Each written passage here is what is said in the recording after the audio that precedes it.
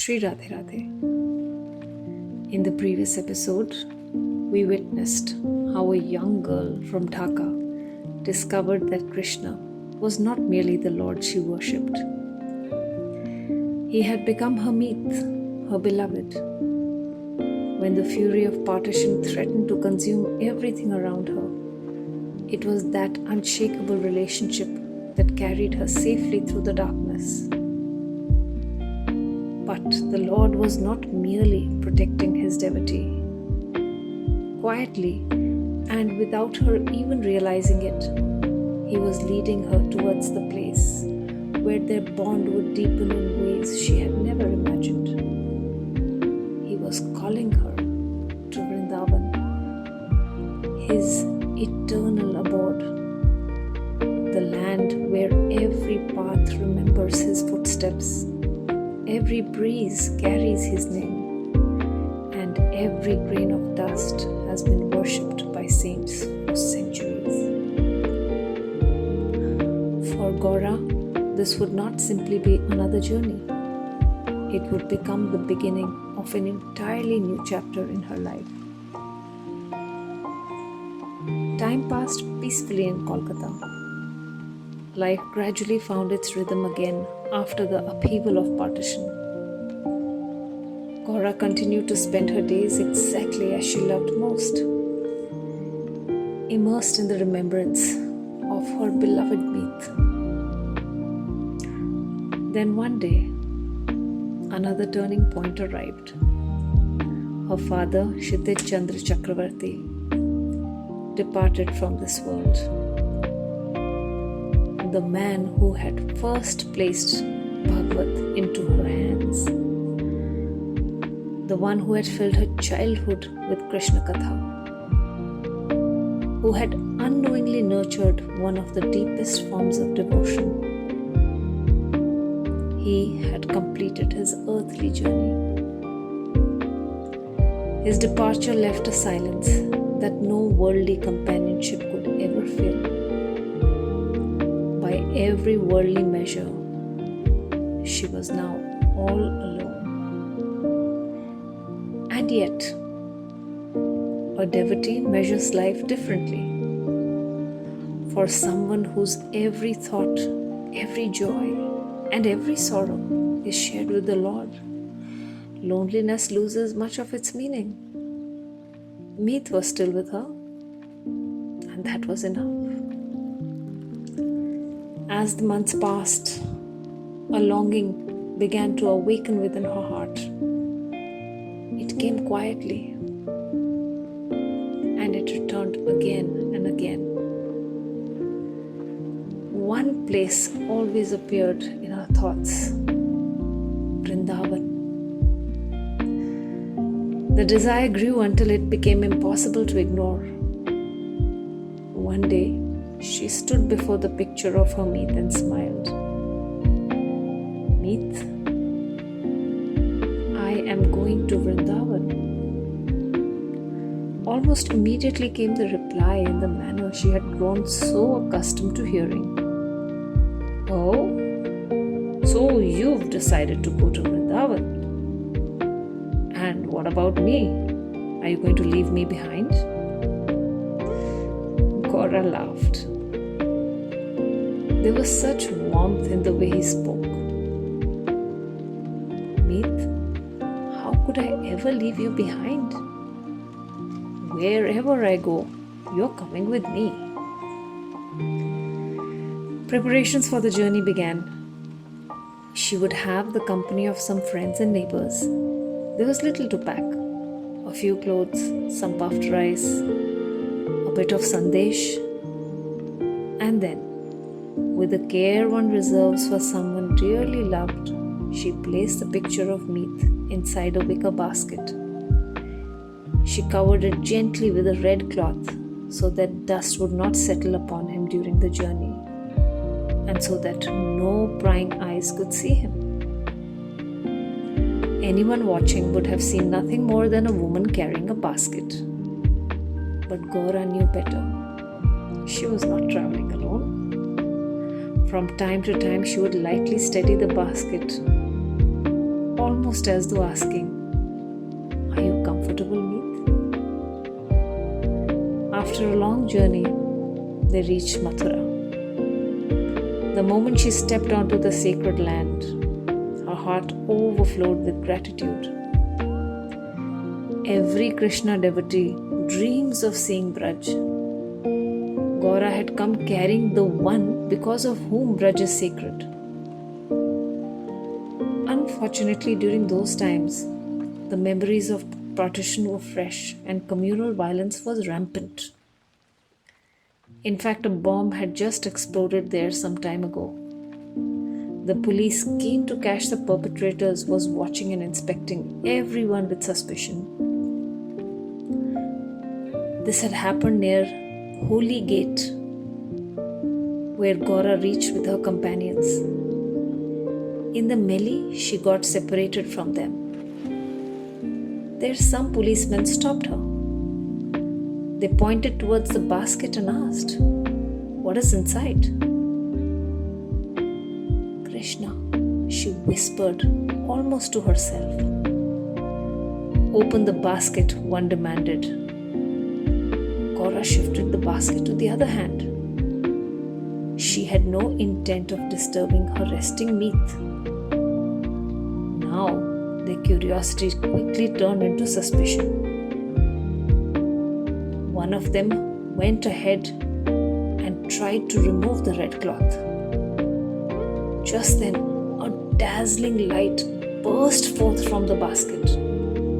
So brilliant was its radiance that both policemen instinctively covered their eyes. Unable to bear its intensity, they stumbled backwards with their hands upon their eyes.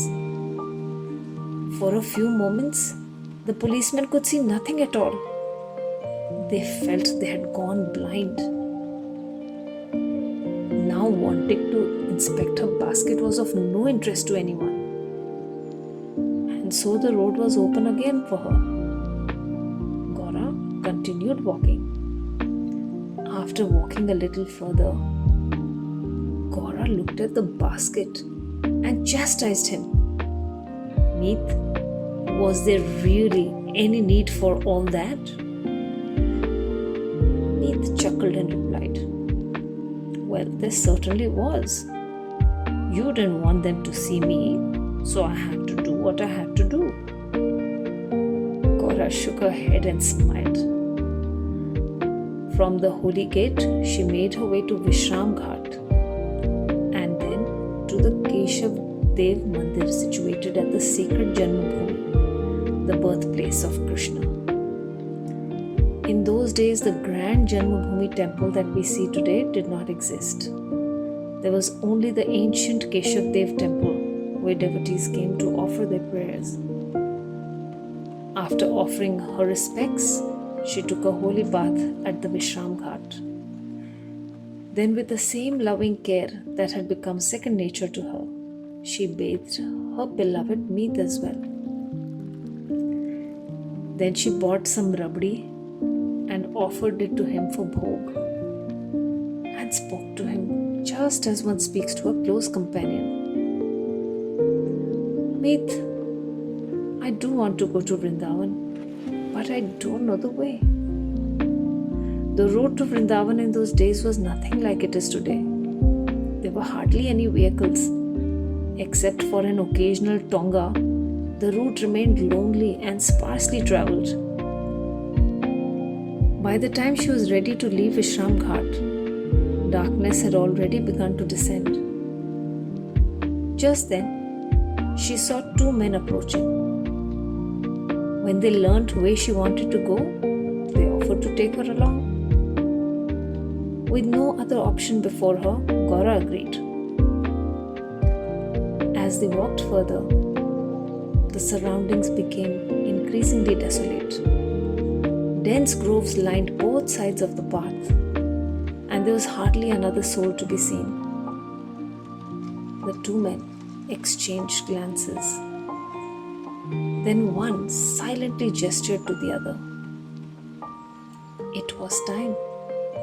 The companion was beautiful, and their thoughts were impure.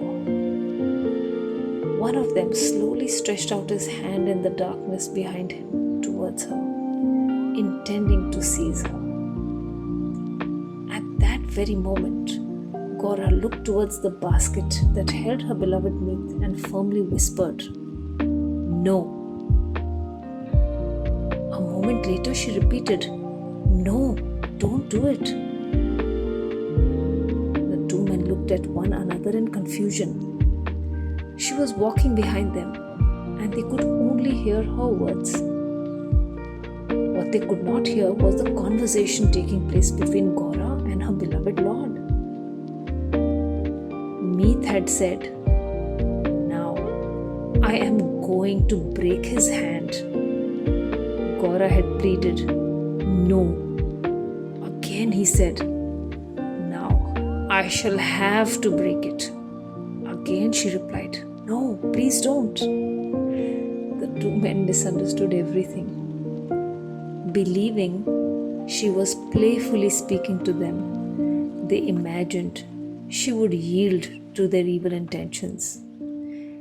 Encouraged by this misunderstanding, one of them lunged towards her. The very instant he tried to grab her, an unseen force seized his arm. With tremendous power, it twisted his hand and flung him violently to the ground. He cried out in agony. The sight was so terrifying that his companion fled in panic, screaming as he disappeared into the darkness. Gaura looked at the man lying in a contorted heap on the ground, screaming out in pain, and she simply said out of compassion, "Do not worry, your hand will become all right." And before her Meet could inflict any more injury upon the poor fellow, she quickly continued her journey in the darkness of the night, alone, yet never alone. Eventually, she reached the banks of Mother Yamuna. She had very little food left now, only a little sandesh and a bit of the puffed rice.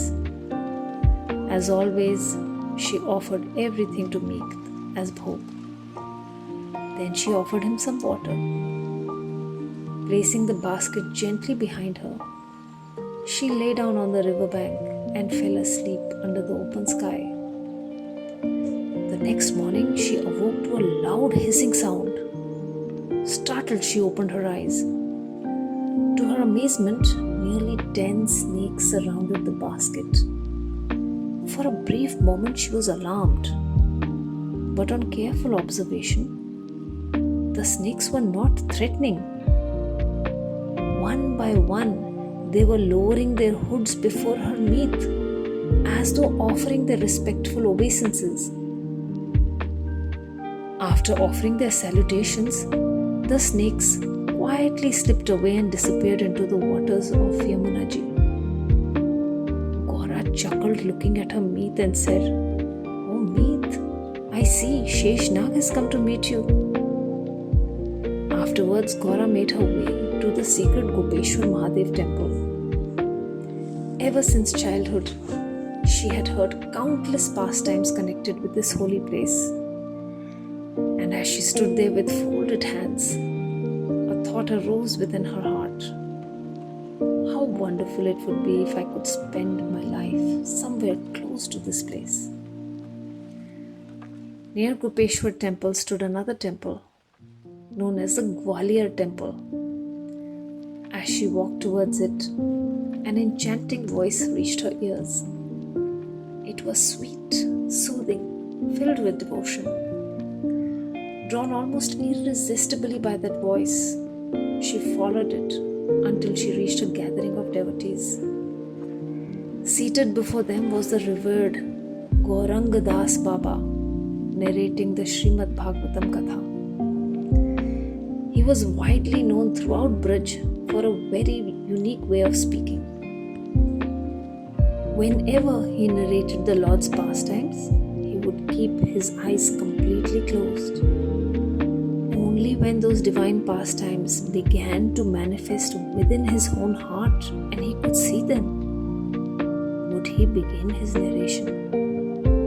Throughout the katha, his eyes remained closed, completely absorbed. Gaura sat down amongst the listeners. She placed the basket containing her beloved meat beside her, carefully covered with the red cloth so that no curious eyes would fall upon him. She became completely absorbed in the katha. Then something out of the ordinary happened. Gaurang Das Baba opened his eyes, and instead of looking at the assembly, he looked directly at Gaura, and then he began to stare at her closely. The audience exchanged puzzled glances. As often happens, a few corrupt minds immediately began to judge him. They thought, so much for being a saint, famous for closing his eyes and narrating the Leelas. Just look at him staring at this beautiful Bengali lady. But before anyone could concretize their conclusions, Baba spoke. Although he was Bengali by birth, he had mastered the sweet Braj dialect. Addressing Gaura directly, he said, "तेरे खसम को कोई ना देखेगो, कपड़ा हटाई दे, बड़ी गर्मी high रही है." Or loosely translated as, "Don't worry, no one is going to stare at your husband. Remove the cloth covering him. It is so hot." The moment she heard those words, Gaura uncovered the basket.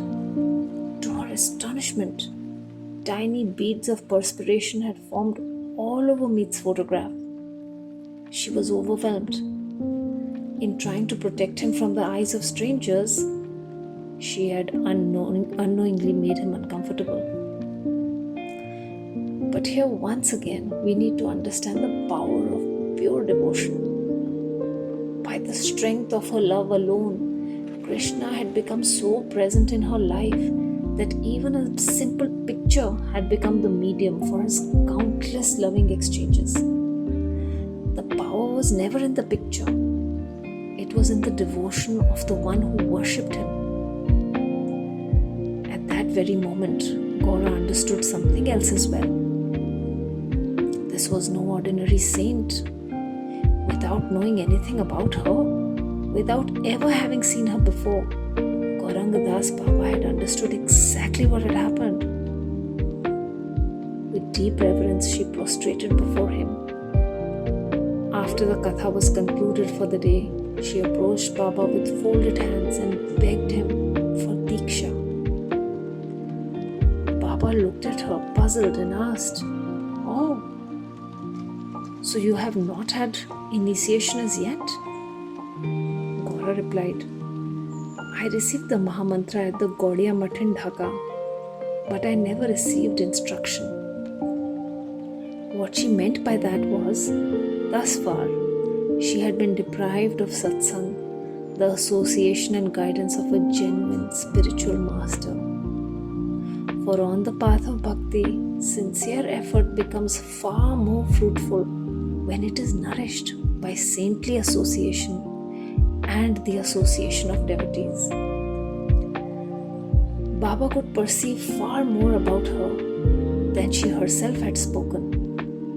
He said, "There are different kinds of devotees. Some first perform sadhana, and by the Lord's grace, they eventually attain siddhi. Others are blessed with siddhi first, and only afterwards they perform sadhana. You belong to the second category. Your devotion has become siddh because Krishna already performs his loving pastimes with you. And now it is your time for the other part. Now you must do your sadhana." Gaurang Das Baba then gave her Diksha. And on that sacred day, he also gave her a new name. The young woman who had arrived from Dhaka as Gaura would henceforth be known as Gaur Dasi. And so it was that Gaur Dasi finally found her home, not merely in the holy land of Vrindavan, but under under the shelter of a genuine Guru. The Lord had guided her every step of her journey. Now, under her Guru's loving guidance, her devotion would blossom even further. The Gaura of yesterday, who had arrived as a pilgrim, would spend the rest of her life as Gaur Dasi in the holy land of Vrindavan. Looking through worldly eyes, one might say that life had not been kind to her. She lost her mother while she was still a child. Her father, who had single-handedly raised her, too had passed away. The one brother she did have, and who was a lawyer, had settled far away in London. She never married in the worldly sense and had no husband to take care of her and therefore no children to call her own. To the world she appeared to be lonely and uncared for. And that would have been entirely true for an ordinary person. Because without bhakti blossoming within, one will remain slave to the storm of emotions that life's joys and sorrows stir up within us. But the moment one finds bhakti, perhaps as a result of those apparent misfortunes, circumstances lose their power over us. Because now we can see everything as Lord's play. And with that knowledge illumined within us, we will find ourselves smiling even in the worst of circumstances. Because what can it all possibly be but His divine arrangement? Gaur Dasi eventually found a small room in a house in Bansivat colony. Her landlords were a devout Brajvasi and his wife, where she lived for a nominal rent. She would continue to live here till the end of her days. Now under the shelter of her revered Guru, Gaurang Das Baba, and in the uplifting association of devotees, her spiritual life blossomed with even greater intensity. Day by day, her love for meat ripened. And with that love came many more divine exchanges between the Lord and His devotee. We shall hear about those pastimes soon. Until then, may Sri Radha and Krishna bestow upon us the rare fortune of finding the shelter of our true Guru, just as they lovingly arranged it for Gaur Dasi. For when the Lord wishes to draw a soul closer to Himself, He first sends the guide who knows the way. Shri Radhe Radhe.